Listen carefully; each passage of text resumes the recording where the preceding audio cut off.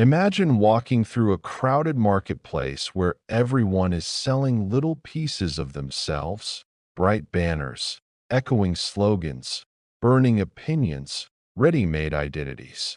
They all call out, pick this side, wear that label, prove who you really are. The noise is intoxicating, sticky like honey, and quietly addictive.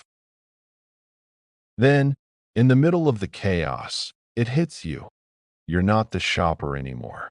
You are the merchandise. Your persona, the social mask Carl Jung talked about so often, has become a product up for grabs. The more you polish and perfect it, the harder the world tries to snatch it away. That's when the anxiety creeps in. What if I say the wrong thing? What if the status I've built collapses overnight? What if I stop being someone people recognize? Here comes the radical invitation. If you truly want deep freedom and unshakable safety, try becoming insignificant. Not nihilistic emptiness, not cold apathy. Insignificant here means releasing the compulsion to always be a brand, to keep taking public stands for social points, to turn your identity into a billboard, or to let your opinions become GPS coordinates that make you easy to track, provoke, and exploit. Becoming insignificant is a quiet art. It's stepping out of the exhausting game just long enough to hear your own soul again. In Jung's view, the persona is useful. We all need a coat to protect us from life's unpredictable weather.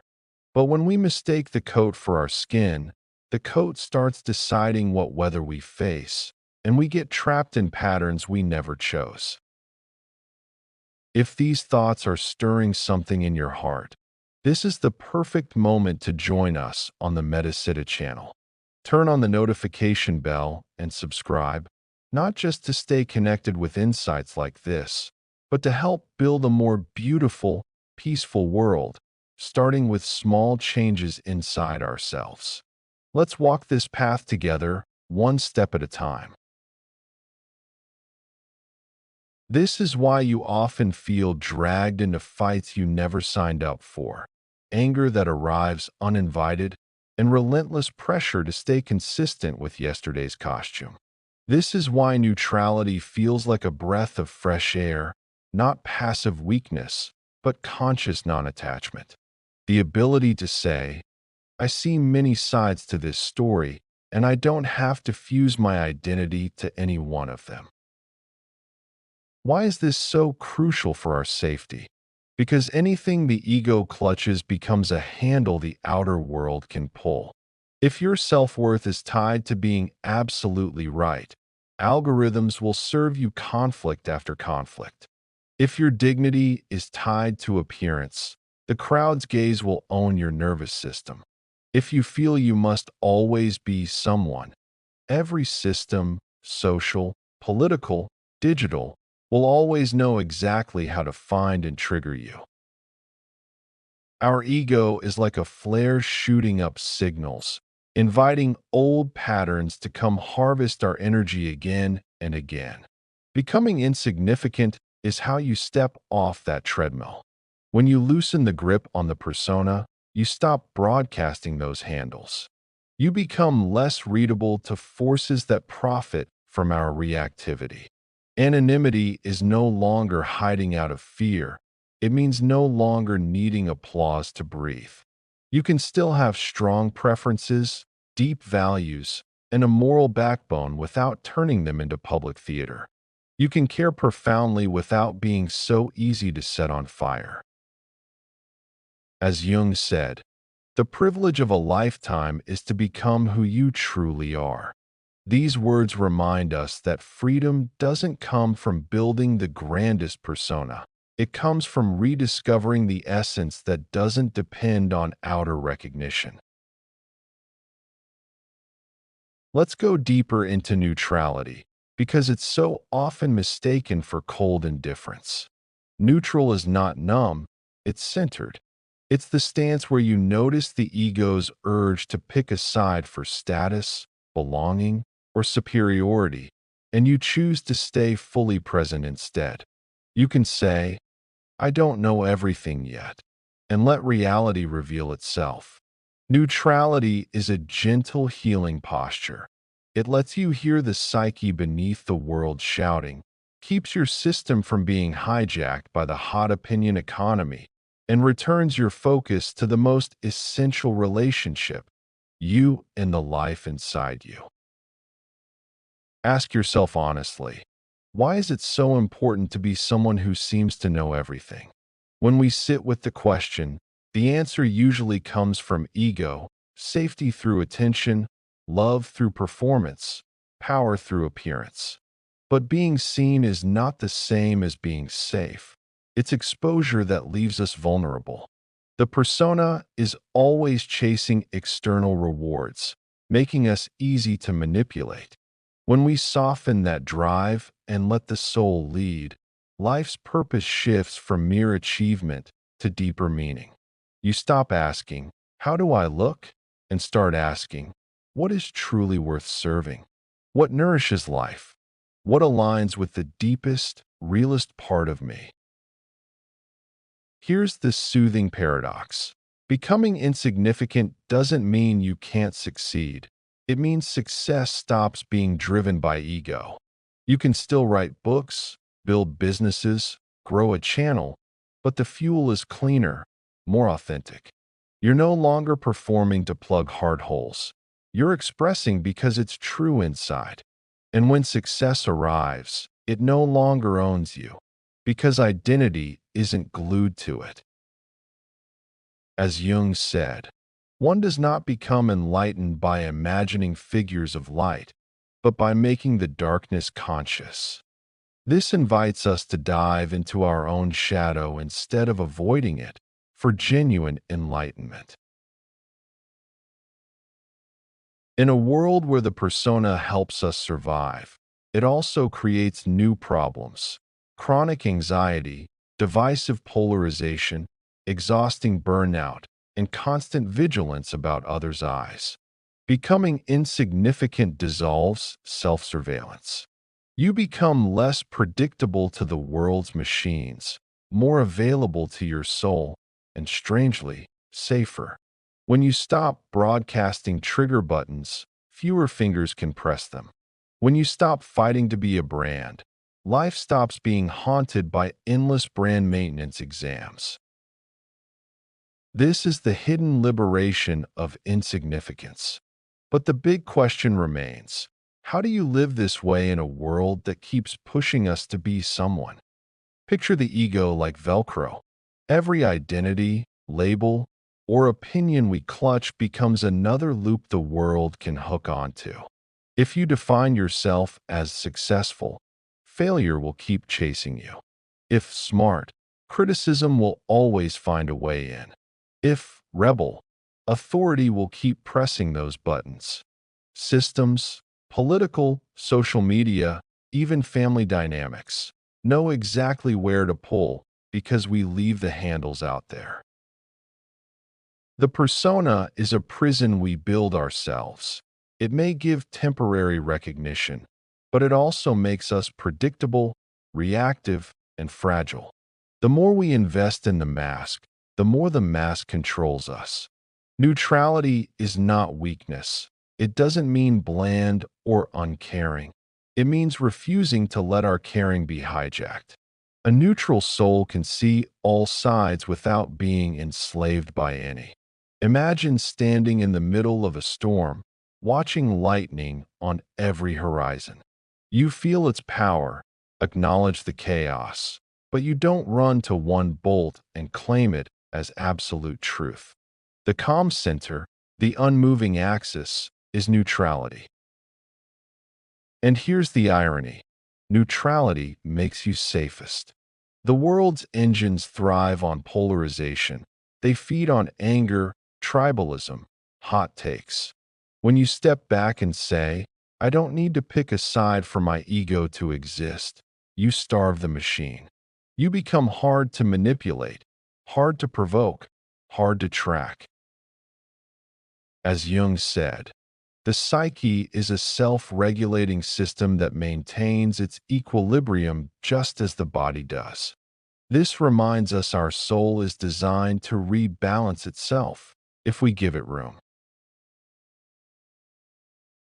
Becoming insignificant doesn't erase you. It helps you discover power in places the world can't see or exploit. Anonymous strength is the power of unseen roots. A tree never brags about its roots, yet without them the storm wins. What does anonymous power look like? Do meaningful things quietly, help someone without announcing it, learn a new skill without spotlight. Let your silence speak. Not every opinion needs broadcasting. Sometimes self-mastery is the loudest message. Choose values over sides. Instead of saying, I'm with them, say, I stand for compassion, truth, or responsibility. Values are harder to weaponize than tribes. Success becomes true expression, not validation performance. Paradoxically, this makes you stronger because you're less dependent on crowd reaction. Take time to ask, why is it so important to be someone who seems to know everything? When we peel the layers, we usually find fear of being unseen, unworthy, forgotten. But the soul isn't afraid of being unseen. It knows it is eternal and doesn't need spotlights to shine. So how do you grow, create success, even influence thousands while keeping your core untouched? Many of us equate visibility with safety. If we're known, we'll be respected, loved, untouchable. But often the opposite happens. The higher we climb the persona ladder, the more fragile the balance. Every criticism, setback, or trend shift feels personal because ego has tied self-worth to external applause. But what if success no longer lived in the ego? What if it flowed through you like air, essential, useful, yet never clutched? This is the heart of the invisible ego. You can still create, lead, inspire, but you no longer mistake the stage for your soul. Picture your inner life as fire inside a lantern. The fire is essence, soul, center. The lantern, glass, design, shape, is persona. People may admire, criticize, or ignore the lantern, but the fire remains yours, untouchable. When you shift to soul-led living, focus moves from polishing the glass to tending the flame. Success becomes a byproduct of authenticity, not a measure of existence. Systems can still project shadows onto the glass, but they never reach what's inside. As Jung said, until you make the unconscious conscious, it will direct your life, and you will call it fate. A gentle reminder that freedom starts with awareness of our own shadow. Here's how to hold success lightly. Detach identity from outcomes. Celebrate wins, learn from losses, but don't fuse yourself to them. If a project fails, it doesn't mean you fail as a human. Use visibility as a tool, not a home. Platforms, audience, money, all are vehicles for expression and service, not places to build self-worth. Return often to anonymity. Take breaks where no one knows your name, where opinions don't stick. Walk without announcing, create without sharing, rest without documenting. When success feels light, you can carry it without burden.